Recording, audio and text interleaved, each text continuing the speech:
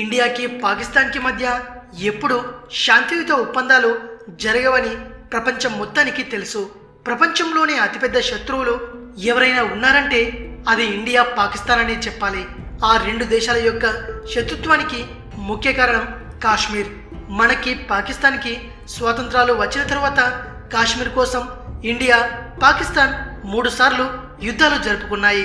ఎందుకంటే భారతదేశానికి స్వాతంత్రం వచ్చినప్పుడు కాశ్మీర్ భారతదేశంలో భాగంగా ఉన్నా గానీ సపరేట్ రాజుల పాలనలో ఉండేది. ఇక ఇండియాకి పాకిస్తాన్కి స్వాతంత్రాలు వచ్చిన తర్వాత కాశ్మీర్ భారతదేశంలో విలీనమవుతుందని పసిగట్టిన పాకిస్తాన్ సృష్టిలోనే అందమైన కాశ్మీర్ని వదిలించుకోవాలనుకోవడం లేదు. అందుకే ఎలాగైనా కాశ్మీర్ని కబ్జా చేద్దామని బయలుదేరారు.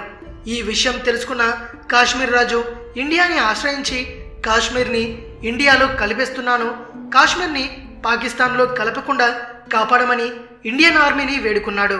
దానికి కారణంగానే స్వాతంత్రం వచ్చిన తర్వాత కూడా కాశ్మీర్ కోసం ఇండియాకి పాకిస్తాన్కి మధ్యన 3 సార్లు యుద్ధం జరిగింది.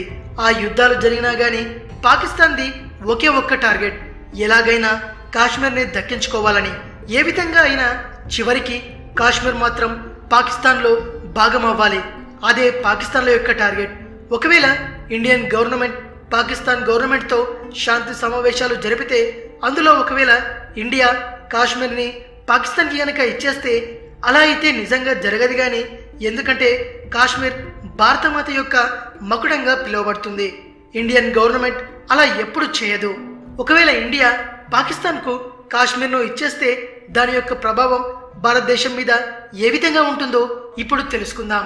ప్రస్తుతం వాటర్ను ప్రొవైడ్ చేసేది సింధు నది. కానీ సింధు నది ఫుల్ కంట్రోల్ ఇండియా చేతుల్లోనే ఉంది. ఈ సింధు నది కాశ్మీర్ మీదుగా పాకిస్తాన్లోకి వెళ్తుంది.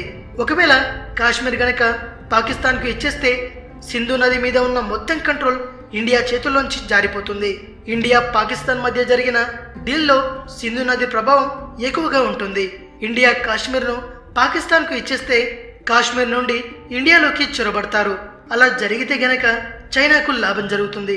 దానివల్ల చైనా ముందుగా అడ్వాంటేజ్ తీసుకుంటుంది. అప్పుడు పాకిస్తాన్ దేశంలోనే సొంత రివాల్ట్ స్టార్ట్ అవుతుంది. అప్పుడు పాకిస్తాన్ బార్డర్ అటాక్స్ జరుగుతాయి. అప్పుడు ఆ సమయంలో చైనా కూడా ఆ బార్డర్ అటాక్ లో పాల్గొంటుంది.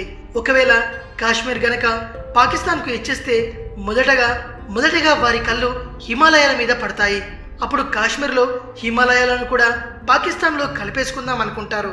ఒకవేళ కాశ్మీర్ని గనక పాకిస్తాన్కు ఇచ్చేస్తే దాని యొక్క ప్రభావం ఇండియా మీద ఏ విధంగా ఉంటుందో ఈ వీడియో గనక మీకు నచ్చినట్టయితే లైక్ చేయండి, షేర్ చేయండి. మరిన్ని ఇంట్రెస్టింగ్ వీడియోస్ కోసం రీమిక్స్ కింగ్ ఛానల్ని సబ్స్క్రైబ్ చేయండి.